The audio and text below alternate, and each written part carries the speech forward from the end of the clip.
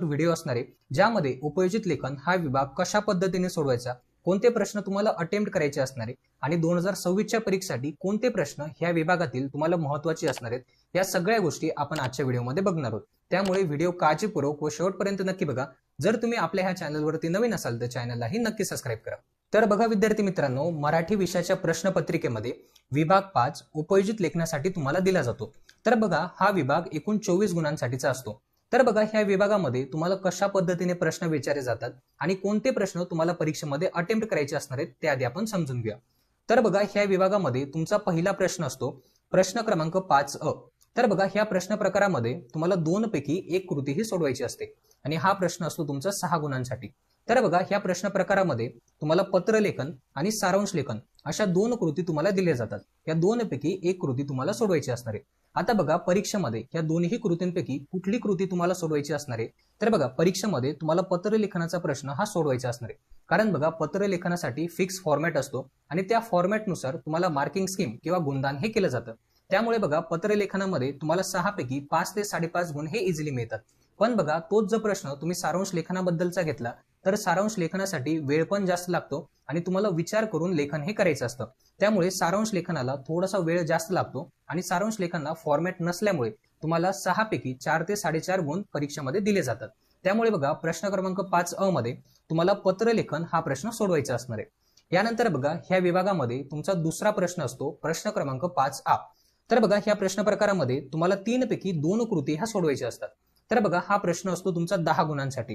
या प्रश्न प्रकारामध्ये तुम्हाला 3 कृती दिल्या जातात, त्यापैकी कुठल्याही 2 कृती तुम्हाला सोडवायच्या असतात। ज्यामध्ये बघा जाहिरात लेखन, बातमी लेखन आणि कथा लेखन अशा 3 कृती तुम्हाला दिल्या जातात। आता बघा परीक्षेमध्ये या 3 पैकी कुठल्या 2 कृती तुम्हाला सोडवायच्या असणार आहेत, तर बघा परीक्षेमध्ये जाहिरात लेखन आणि बातमी लेखन या 2 कृती तुम्हाला सोडवायच्या असणार आहेत। कारण बघा बातमी लेखन आणि जाहिरात लेखन यांना देखील फिक्स फॉर्मॅट असतो आणि त्या फॉर्मॅटनुसार तुम्हाला गुणदान हे केलं जातं आणि बातमी लेखन आणि जाहिरात लेखन हे दोन्ही प्रश्न कमीत कमी वेळेमध्ये सोडवता येतात किंवा पूर्णपणे लिहिता येतात। पण बघा कथा लेखनासाठीचा जो प्रश्न असतो यामध्ये तुम्हाला विचार करून कथाही लिहायची असते आणि कथेला योग्य तात्पर्य आणि बोध असेल तरच तुम्हाला कथा लेखनासाठी गुणदान हे केलं जातं। त्यामुळे बघा परीक्षेमध्ये प्रश्न क्रमांक 5 आ मध्ये तुम्हाला जाहिरात लेखन आणि बातमी लेखन हे 2 प्रश्न तुम्हाला सोडवायचे असतात। यानंतर बघा उपयोजित लेखनामध्ये तुमचा तिसरा प्रश्न असतो प्रश्न क्रमांक 5 ई। तर बघा हा प्रश्न तुम्हाला लेखन कौशल्यासाठी दिलेला असतो। तर बघा ह्या प्रश्न प्रकारामध्ये तुम्हाला 3 कृती दिल्या जातात, 3 पैकी कुठली एक कृती तुम्हाला सोडवायची असते। तर बघा हा प्रश्न असतो तुमचा 8 गुणांसाठी। आता बघा ह्या 8 गुणांच्या प्रश्नामध्ये तुम्हाला वैचारिक लेखन असेल, त्यानंतर आत्मकथन असेल आणि प्रसंग लेखन असेल अशा 3 कृती तुम्हाला दिल्या जातात। 3 पैकी कुठली एक कृती तुम्हाला 8 गुणांसाठी सोडवायची असते। आता बघा परीक्षेमध्ये तुम्हाला ह्या तिघी कृतींपैकी कुठली कृती सोडवायची असणार आहे, तर बघा तुम्हाला वैचारिक लेखनासाठीचा प्रश्न हा सोडवायचा असणार आहे। कारण बघा वैचारिक लेखनामध्ये तुम्ही जास्तीत जास्त लेखन हे करू शकतात आणि वैचारिक लेखनालाच 8 पैकी 7 ते 7.5 गुण इझिली मिळतात। त्यामुळे बघा तुम्हाला प्रश्न क्रमांक 5 ई मध्ये वैचारिक लेखन हा प्रश्न तुम्हाला सोडवायचा असणार आहे। तर बघा अशा पद्धतीने विभाग 5 उपयोजित लेखनामध्ये तुम्हाला प्रश्न हे विचारले जातात। आता बघा तुमचा पहिला घटक असणार आहे पत्रलेखन। आता बघा परीक्षेमध्ये पत्रलेखन कशा पद्धतीने तुम्हाला सोडवायचं असतंय आणि परीक्षेमध्ये पत्रलेखनावरती कशा पद्धतीने प्रश्न विचारला जातो ते आता आपण अभ्यासूया। तर बघा पत्रलेखनाचे 2 प्रकार पडतात, ज्यामध्ये तुमचा पहिला प्रकार आहे औपचारिक पत्रलेखन आणि दुसरा प्रकार आहे अनौपचारिक पत्रलेखन।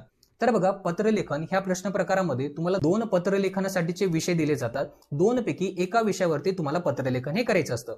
एक तर तुम्ही औपचारिक पत्रलेखन लिहू शकतात किंवा अनौपचारिक पत्रलेखन हे लिहू शकतात। या दोन्ही पत्रलेखनापैकी एक पत्रलेखन तुम्हाला परीक्षेमध्ये सोडवायचं असतं।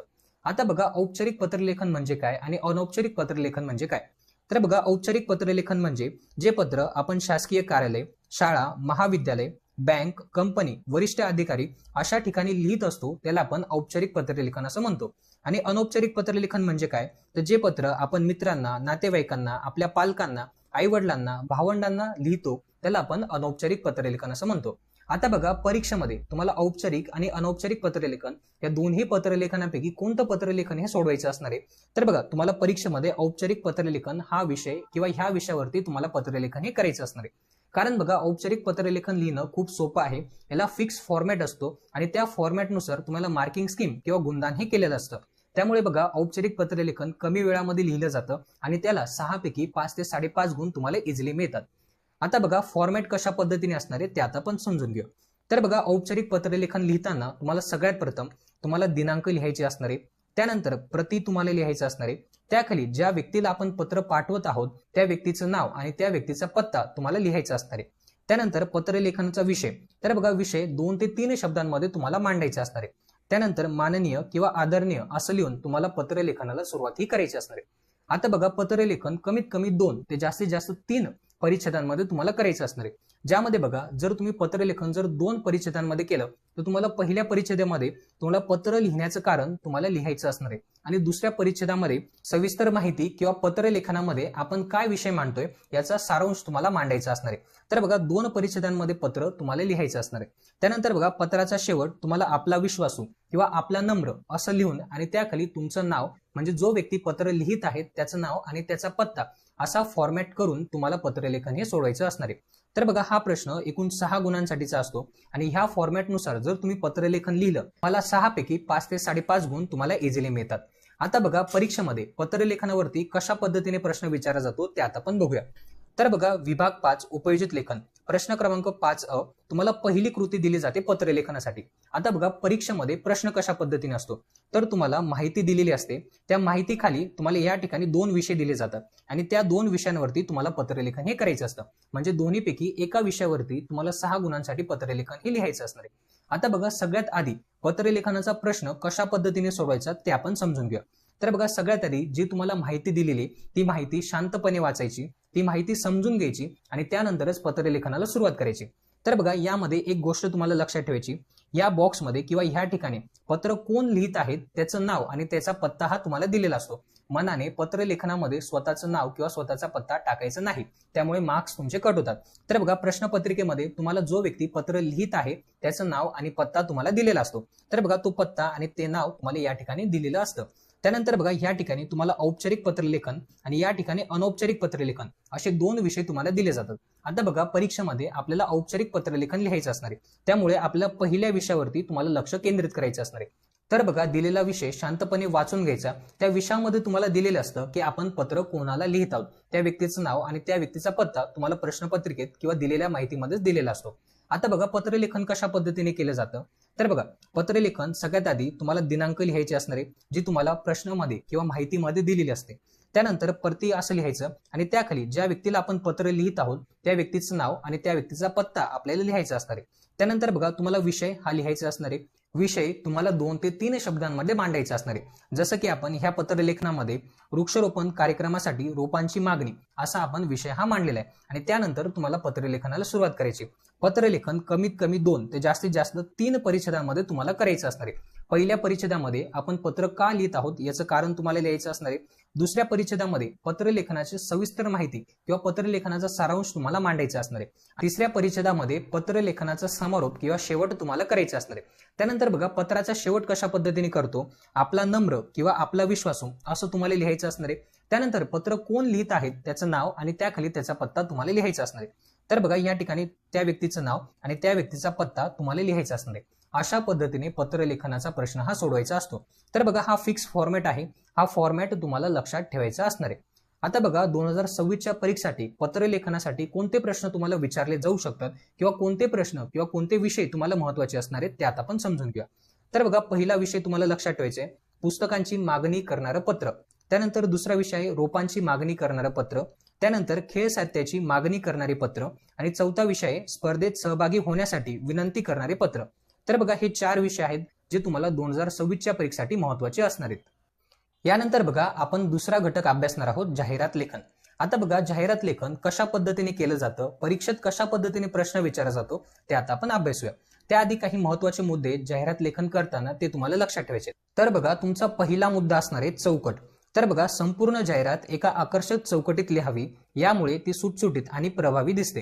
त्यानंतर बघा दुसरा मुद्दा आहे मथळा किंवा हेडलाईन. जाहिरातीचा मथळा ठळक, मोठा आणि लक्ष वेधून घेणारा असावा. त्यानंतर बघा तिसरा मुद्दा आहे प्रमुख वैशिष्ट्ये. उत्पादनाची किंवा सेवेची वैशिष्ट्ये थोडक्यात किंवा आकर्षक शब्दात जाहिरातीमध्ये तुम्हाला मांडायची असणार आहे. त्यानंतर बघा चौथा मुद्दा आहे सवलत किंवा ऑफर. खास सवलत ठळकपणे उल्लेख करावा, उदाहरणार्थ 50% सूट किंवा एकावर एक फ्री. आणि पाचवा मुद्दा लक्षात ठेवायचा आहे संपर्क. तर बघा जाहिरातीच्या शेवटी पत्ता, मोबाईल नंबर, ईमेल आयडी किंवा वेबसाईट यांचा उल्लेख करावा. तर बघा हे 5 मुद्दे आहेत जे तुम्हाला जाहिरात लेखन करताना लक्षात ठेवायचे. तर बघा पहिला मुद्दा काय आहे, तर बघा पहिला मुद्दा जो असणार आहे तुम्हाला पूर्ण जाहिरात एका चौकटीमध्ये लिहायची असणार आहे. त्यानंतर बघा दुसरा मुद्दा आहे तुमच्या जाहिरातीला एक ठळक मथळा किंवा आकर्षक मथळा असला पाहिजे, जेणेकरून मथळा वाचताच किंवा हेडलाईन वाचताच जाहिरातीचा संपूर्ण सार तुम्हाला समजला पाहिजे. त्यानंतर बघा तिसरा मुद्दा आहे प्रमुख वैशिष्ट्ये. तर बघा ज्या उत्पादनाची किंवा ज्या सेवेची आपण जाहिरात लेखन करतोय त्या उत्पादनाची, त्या वस्तूची किंवा त्या सेवेची तुम्हाला वैशिष्ट्ये जाहिरातीमध्ये नमूद करायची असणार आहे. त्यानंतर बघा चौथा मुद्दा आहे खास सवलत किंवा खास ऑफर. त्यासाठी बघा 50% सूट किंवा एकावर एक फ्री असे वाक्य तुम्ही जाहिरातीमध्ये वापरू शकतात. त्यानंतर बघा पाचवा मुद्दा आहे जाहिरातीमध्ये सगळ्यात शेवटी तुमचा संपर्क तुम्हाला द्यायचा असणार आहे, ज्यामध्ये तुम्ही मोबाईल नंबर देऊ शकतात, ईमेल आयडी देऊ शकतात किंवा तुमचा पत्ता तुम्ही देऊ शकतात. तर बघा ह्या 5 मुद्द्यांच्या आधारावरती आपल्याला जाहिरात लेखन करायचं असतं. आता बघा जाहिरात लेखनाचा फॉर्मॅट कशा पद्धतीने असतो तो फॉर्मॅट तुम्हाला लक्षात ठेवायचा आहे. तर सगळ्यात वरती जाहिरात लेखनाचा मथळा किंवा हेडलाईन तुम्हाला लिहायची असणार आहे. तर बघा हेडलाईन जेवढी तुमची आकर्षक असणार आहे तेवढे जास्त गुण तुम्हाला जाहिरात लेखनाला मिळणार आहे. त्यानंतर बघा या ठिकाणी तुम्हाला वैशिष्ट्ये लिहायची असणार आहे. त्यानंतर या ठिकाणी तुम्ही सूट किंवा ऑफर्स ह्या लिहू शकतात. तर बघा जाहिरात लेखन करताना विविध शेप्स किंवा आकार तुम्हाला वापरायचे असणार आहेत. त्यानंतर बघा या ठिकाणी तुम्हाला आणखी काही वाक्य वापरायचे जे तुमच्या जाहिरात लेखनाला आकर्षक बनवतील. आणि सगळ्यात शेवटी तुमचा संपर्क म्हणजेच पत्ता किंवा तुम्हाला मोबाईल नंबर जाहिरातीमध्ये द्यायचा असणार आहे. तर बघा हा फिक्स फॉर्मॅट आहे. या फॉर्मॅटनुसार जाहिरात लेखन तुम्हाला करायचं असणार आहे. जर तुम्ही हा फॉर्मॅट लक्षात ठेवला किंवा ह्या फॉर्मॅटनुसार जर तुम्ही जाहिरात लेखन केलं तर तुम्हाला 5 पैकी 4 ते 4.5 गुण तुम्हाला इझिली मिळणार आहेत. आता बघा परीक्षेमध्ये तुम्हाला कशा पद्धतीने प्रश्न असतो आणि तो कशा पद्धतीने सोडवायला पाहिजे ते आता आपण अभ्यासूया. तर बघा प्रश्न क्रमांक 5A खालीलपैकी कोणत्याही 2 कृती सोडवा असा हा तुमचा प्रश्न असतो. यामध्ये तुमचा पहिलाच प्रश्न असतो जाहिरात लेखनासाठी. जाहिरात लेखनासाठीचा जो प्रश्न असतो यामध्ये तुम्हाला विषय दिलेला असतो, कुठल्या विषयावरती तुम्हाला जाहिरात लेखन करायचं असतं. तर बघा संगणक प्रशिक्षण वर्गाची आकर्षक जाहिरात तयार करा असा हा तुम्हाला विषय दिलेला आहे आणि ह्या विषयावरती तुम्हाला जाहिरात लेखन करायचं असणार आहे. आता बघा जाहिरात लेखन करताना सगळ्यात वरती तुम्हाला हेडलाईन किंवा मथळा तुम्हाला लिहायचा असणार आहे. त्यानंतर या ठिकाणी वैशिष्ट्य तुम्ही लिहू शकतात. त्यानंतर खास सवलत किंवा खास ऑफर तुम्हाला या ठिकाणी लिहायचे असणार आहेत. शेवटी तुमची जाहिरात आकर्षक बनवण्यासाठी काही वाक्य तुमच्या मनाने वापरायचे असणार आहेत किंवा मनाने तयार करून लिहायचे असणार आहेत. आणि जाहिरातीच्या शेवटी तुमचा संपर्क किंवा तुमचा पत्ता किंवा मोबाईल नंबर तुम्हाला लिहायचा असणार आहे. तर बघा अशा पद्धतीने जाहिरात लेखनाचा प्रश्न तुम्हाला सोडवायचा असतो. आता बघा 2026 बोर्डाच्या परीक्षेसाठी जाहिरात लेखनासाठी कोणते विषय तुम्हाला महत्त्वाचे असणार आहेत ते आता आपण बघूया. तर बघा शैक्षणिक जाहिरातीसाठी योग वर्ग किंवा योगा क्लासेस यासाठी जाहिरात तयार करा असा प्रश्न तुम्हाला विचारला जाऊ शकतो. त्यानंतर संगणक प्रशिक्षण केंद्र यावरती तुम्हाला जाहिरात लेखनासाठी प्रश्न विचारला जाऊ शकतो किंवा ड्रॉइंग किंवा चित्रकला वर्ग यासाठी तुम्हाला जाहिरात लेखन तयार करा असा हा तुम्हाला प्रश्न हा विचारला जातो. तर बघा हे 3 विषय आहेत जे तुम्हाला मोस्ट इम्पॉर्टंट असणार आहेत. तर बघा हेच विषय वारंवार बोर्डाच्या परीक्षेमध्ये तुम्हाला विचारले जातात. त्यानंतर बघा वस्तू आणि दुकानं यामध्ये शालेय साहित्याचे दुकान किंवा विनामूल्य आरोग्य तपासणी शिबिर हे 2 विषय तुम्हाला महत्त्वाचे असणार आहेत. त्यानंतर बघा सेवा यावरती जाहिरात लेखनासाठी विनामूल्य आरोग्य तपासणी शिबिर आणि पुस्तक प्रदर्शन हे 2 विषय तुम्हाला महत्त्वाचे असणार आहेत. तर बघा ओव्हरऑल एकूण तुम्हाला 7 विषय तुम्हाला दिलेले आहेत. हे 7 विषय जाहिरात लेखनासाठी 2026च्या परीक्षेसाठी तुम्हाला महत्त्वाचे असणार आहेत. यानंतर आपण तिसरा घटक अभ्यासणार आहोत बातमी लेखन. आता बघा बातमी लेखनावरती बोर्डाच्या परीक्षेत कशा पद्धतीने प्रश्न तुम्हाला विचारला जातो आणि तो कशा पद्धतीने सोडवायचा असतो ते आता आपण अभ्यासूया. त्याआधी बातमी लेखन करताना काही महत्त्वाचे मुद्दे जे तुम्हाला लक्षात ठेवायचे. तर बघा पहिला मुद्दा असणार आहे तुम्हाला वस्तुनिष्ठता. बातमी लिहिताना स्वतःचे मत, विचार किंवा भावना मांडू नयेत. जे घडले ते जसेच्या तसे मांडावे किंवा जसंच्या तसं लिहावं. तर बघा बातमी लेखनासाठी तुम्हाला प्रश्नपत्रिकेमध्ये विषय दिलेला असतो, काही माहिती दिली असते, त्या माहितीला स्वरूपूनच तुम्हाला बातमी लेखन हे करायचं असतं. त्यामध्ये स्वतःचं मत, विचार किंवा भावना तुम्हाला मांडायच्या नसतात. त्यानंतर बघा दुसरा महत्त्वाचा मुद्दा आहे भूतकाळाचा वापर. तर बघा बरेचसे विद्यार्थी बातमी लेखन हे वर्तमान काळामध्ये करतात. तर बघा बातमी ही आपण घडून गेलेल्या घटनेची लिहित असतो. त्यामुळे बघा बातमी लेखन करताना प्रत्येक वाक्य हे तुमचं भूतकाळात असलं पाहिजे. त्यानंतर बघा तिसरा मुद्दा बातमी कमीत कमी 3 परिच्छेदात लिहावी. त्यानंतर चौथा मुद्दा बातमीला योग्य ते शीर्षक द्यावे. तर बघा हे 4 मुद्दे आहेत. या 4 मुद्द्यांना अनुसरून तुम्हाला बातमी लेखन हे करायचं असतं. आता बघा बातमी लेखनाचा फॉर्मॅट आहे तो फॉर्मॅट तुम्हाला लक्षात ठेवायचा आहे. तर बघा बातमी लेखन करताना सगळ्यात प्रथम तुम्हाला बातमीला शीर्षक हे द्यायचं असतं. त्यानंतर बघा दुसरं तुम्हाला या ठिकाणी बातमीचं स्थळ आणि दिनांक तुम्हाला नमूद करायचे असणार आहे. त्याखाली आमच्या बातमीदाराकडून किंवा आमच्या वार्ताहराकडून असं लिहून तुम्हाला बातमी लेखनाला सुरुवात ही करायची असणार आहे. तर बघा बातमी कमीत कमी 3 परिच्छेदांमध्ये तुम्हाला करायची असते. त्यामध्ये बघा पहिल्या परिच्छेदात बातमीचा संपूर्ण सारांश थोडक्यात तुम्हाला मांडता आला पाहिजे किंवा तुम्हाला मांडायचा असणार आहे. त्यानंतर बघा काय घडले, कुठे घडले, कधी घडले आणि कोणासोबत घडले या प्रश्नांची उत्तरं तुम्हाला पहिल्या परिच्छेदामधून मिळाली पाहिजे. अशा पद्धतीने बातमी लेखनाचा पहिला परिच्छेद तुम्हाला लिहायचा असणार आहे. त्यानंतर बघा दुसऱ्या परिच्छेदामध्ये घटनेचा क्रम, सहभागी व्यक्ती, त्यांचे विचार आणि त्यांच्या प्रतिक्रिया यांचा समावेश तुम्हाला दुसऱ्या परिच्छेदामध्ये करायचा असणार आहे. आणि तिसऱ्या परिच्छेदामध्ये तुम्हाला बातमीचा शेवट हा करायचा असणार आहे. तर बघा हा बातमी लेखनाचा फॉर्मॅट आहे. बातमी लेखन कमीत कमी 3 परिच्छेदांमध्ये झालं पाहिजे. पहिल्या परिच्छेदामध्ये थोडक्यात तुम्हाला बातमीचा सारांश मांडायचा असणार आहे. त्यानंतर दुसऱ्या परिच्छेदामध्ये घटनेचा क्रम किंवा बातमीचा क्रम तुम्हाला मांडायचा असणार आहे. आणि तिसऱ्या परिच्छेदामध्ये तुम्हाला बातमीचा शेवट हा करायचा असणार आहे. अशा 3 परिच्छेदांमध्ये तुम्हाला बातमी लेखन हे करायचं असणार आहे. त्यामध्ये बघा सगळ्यात वरती तुम्हाला शीर्षक हे द्यायचं असणार आहे. त्यानंतर या ठिकाणी स्थळ आणि दिनांक आणि त्याखाली आमच्या बातमीदाराकडून किंवा आमच्या वार्ताहराकडून अशा पद्धतीचा फॉर्मॅट हा तुमच्या बातमी लेखनाचा असणार आहे. आता बघा बातमी लेखनावरती परीक्षेमध्ये तुम्हाला कशा पद्धतीने प्रश्न विचारला जातो ते आता आपण बघूया. तर बघा प्रश्न क्रमांक 5A मध्ये तुम्हाला बातमी लेखनासाठी प्रश्न हा दिलेला असतो. तर बघा दुसरा प्रश्न तुमचा बातमी लेखनासाठी असतो. यामध्ये तुम्हाला विषय दिलेला असतो आणि त्या विषयाला स्वरूपून तुम्हाला बातमी लेखन करायचं असतं. तर बघा खालील विषयावर बातमी तयार करा. ज्ञानज्योत विद्यालय वर्धा येथे 15 ऑगस्ट रोजी स्वातंत्र्य दिन साजरा झाला. म्हणजे तुम्हाला ह्या विषयावरती बातमी लेखन हे करायचं असणार आहे. आता बघा बातमी लेखनाचा जो फॉर्मॅट आहे त्याला स्वरूपून तुम्हाला बातमी लेखन हे करायचं असणार आहे. ज्यामध्ये सगळ्यात वरती तुम्हाला शीर्षक द्यायचं असणार आहे. ज्ञानज्योत विद्यालय स्वातंत्र्य दिन उत्साहात साजरा. तर बघा अशा पद्धतीने तुम्हाला शीर्षक द्यायचं असणार आहे. त्यानंतर बघा वर्धा आणि 16 ऑगस्ट तुम्हाला दिनांक आणि स्थळ लिहायचं असणार आहे. त्यानंतर आमच्या बातमीदाराकडून किंवा आमच्या वार्ताहराकडून आणि त्यानंतर तुम्हाला बातमी लेखनाला सुरुवात ही करायची असणार आहे. तर बघा पहिल्या परिच्छेदामध्ये तुम्हाला बातमीचा थोडक्यात सारांश मांडायचा असणार आहे. त्यानंतर दुसऱ्या परिच्छेदामध्ये बातमी कशी घडली, बातमीचा घटनाक्रम, बातमीमध्ये कोण कोण समाविष्ट होतं या सगळ्या गोष्टी तुम्हाला दुसऱ्या परिच्छेदामध्ये लिहायच्या असणार आहेत. आणि तिसऱ्या परिच्छेदामध्ये बातमीचा थोडक्यात तुम्हाला शेवट हा करायचा असणार आहे. तर बघा अशा पद्धतीने तुम्हाला बातमी लेखन हे करायचं असणार आहे. यानंतर बघा आपण पुढचा घटक अभ्यासणार आहोत वैचारिक लेखन. आता बघा वैचारिक लेखन म्हणजे काय आणि वैचारिक लेखन कशा पद्धतीने केलं जातं, परीक्षेत कशा पद्धतीचा प्रश्न असतो ते आता आपण समजून घेऊया. तर बघा वैचारिक लेखन करताना काही मुद्दे तुम्हाला लक्षात ठेवायचे आहेत. ज्यामध्ये बघा पहिला मुद्दा असणार आहे विषयाची समज. तर बघा लेखन करण्यापूर्वी तुम्हाला जो विषय दिलेला आहे तो विषय तुम्हाला नीट समजून घ्यायचा असणार आहे. त्या विषयावरती 2 मिनिटं शांततेत विचार करायचा आणि त्यानंतरच लेखनाला सुरुवात करायची. त्यामध्ये महत्वाचं काय, तुम्हाला महत्वाचे मुद्दे एका बाजूला लिहून ठेवायचे आणि त्या मुद्द्यांना स्वरूपून तुम्हाला वैचारिक लेखन हे करायचं असणार आहे. म्हणजे तुम्हाला जो विषय दिलेला आहे तो विषय सगळ्यात आधी समजून घ्यायचा, त्या विषयावरती महत्वाचे मुद्दे साईडला लिहून घ्यायचे आणि त्यानंतर वैचारिक लेखनाला सुरुवात ही तुम्हाला करायची असणार आहे. त्यानंतर बघा स्वतःचे विचार यांना तुम्हाला वैचारिक लेखनामध्ये महत्व द्यायचं असणार आहे. स्वतःचे विचार तुम्हाला वैचारिक लेखनामध्ये मांडायचे असणार आहेत. त्यानंतर बघा जास्तीत जास्त उदाहरणांचा वापर तुम्हाला वैचारिक लेखनामध्ये करायचा असणार आहे. तर बघा वैचारिक लेखन करताना सगळ्यात महत्वाची जी गोष्ट असते ते असते उदाहरणांचा वापर. तर बघा आपले विचार पटवून देण्यासाठी समर्पक आणि दैनंदिन जीवनातील उदाहरणं तुम्हाला वैचारिक लेखनामध्ये मांडायची असणार आहे. तर बघा हे 3 मुद्दे आहेत हे तुम्हाला लक्षात ठेवायचे. सगळ्यात आधी दिलेला विषय नीट समजून घ्यायचा आणि त्यानंतरच वैचारिक लेखनाला सुरुवात करायची आणि लेखन करताना जास्तीत जास्त उदाहरणांचा वापर तुम्हाला करायचा असणार आहे. आता बघा परीक्षेमध्ये तुम्हाला कशा पद्धतीने प्रश्न विचारला जातो ते आता आपण बघूया.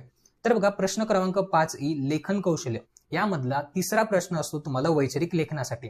यामध्ये बघा तुम्हाला विषय दिलेला असतो. जास्त करून तुम्हाला सामाजिक विषयच दिले जातात. जसं की तुम्हाला पर्यावरण संरक्षण असेल, जलसंधारण असेल किंवा वाहतूक कोंडी असेल, असे तुम्हाला सोपे विषय दिले जातात ज्यावरती तुम्ही स्वतःचे विचार मांडू शकतात. तर बघा या ठिकाणी विषय दिलेला आहे जल प्रदूषण समस्या व उपाय. म्हणजे बघा तुम्हाला वैचारिक लेखन करताना जल प्रदूषण सगळ्यात आधी नीट समजून घ्यायचं आहे, त्यावरती उपाय तुम्हाला सुचवायचे आहेत, त्यावरती समस्या कोणत्या आहेत, त्यावरती उपाय कोणते आहेत, या सगळ्या गोष्टी तुम्हाला वैचारिक लेखनामध्ये सविस्तर लिहायच्या असणार आहेत. आता बघा वैचारिक लेखन करताना सगळ्यात महत्वाची गोष्ट काय असते तर वैचारिक लेखनाला जे तुम्हाला विषय दिलेला आहे त्या विषयाला समर्पक असं तुम्हाला टायटल किंवा शीर्षक द्यायचं असणार आहे. तर बघा वैचारिक लेखनासाठी तुम्हाला कमीत कमी 1 ते 1.5 पान लेखन हे करायचं असतं. जर तुम्ही 1 ते 1.5 पान लेखन केलं आणि विषयाला समजून जर तुम्ही लेखन केलेलं असेल तर तुम्हाला वैचारिक लेखनामध्ये 8 पैकी 7 ते 7.5 गुण तुम्हाला इझिली मिळतात. तर बघा वैचारिक लेखन हा खूप सोपा प्रश्न असतो. यामध्ये फक्त तुम्हाला स्वतःचे विचार हे नीट समजून घ्यायचे असणार आहेत आणि त्या विचारांना तुम्हाला मांडायचं असणार आहे.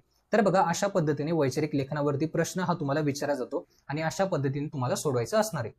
तर बघा विद्यार्थी मित्रांनो, हा होता आपला आजचा व्हिडिओ. आजच्या व्हिडिओमध्ये 2026 बोर्डाच्या परीक्षेसाठी मराठी विषयातील उपयोजित लेखन हा विभाग आपण समजून घेतला. यामध्ये कशा पद्धतीचे प्रश्न तुम्हाला विचारले जातात, कोणते प्रश्न तुम्हाला परीक्षेमध्ये सोडवायचे असणार आहेत आणि 2026च्या परीक्षेसाठी उपयोजित लेखन ह्या विभागातील कोणते प्रश्न तुम्हाला विचारले जाऊ शकतात ते देखील आपण आजच्या व्हिडिओमध्ये बघितलं.